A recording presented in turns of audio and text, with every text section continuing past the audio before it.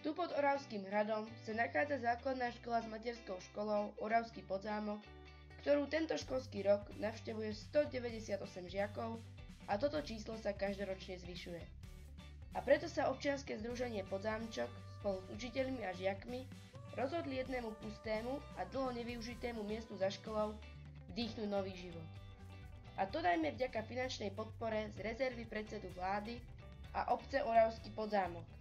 Podarilo sa im ho premeniť na pekný a naozaj zaujímavý park určený na výučbu vonku.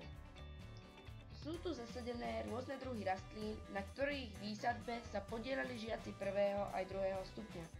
Tieto rastliny sú určené na pozorovanie, skúmanie aj na ochutnávanie. Nachádzajú sa tu aj vyvýšené záhony, v ktorých sú vysadené bylinky. Zeleninu v nich budú pestovať deti z materskej školy. Tieň tu vytvárajú farebné druhy javorov a materiál na tvorenie bude poskytovať gaštán.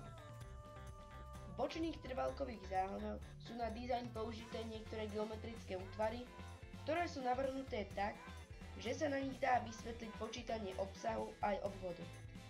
Súčasťou parku sú aj netypické a zaujímavé slnečné hodiny, ktoré toto miesto veľmi pekne doplňajú a robia z neho jedinečný priestor.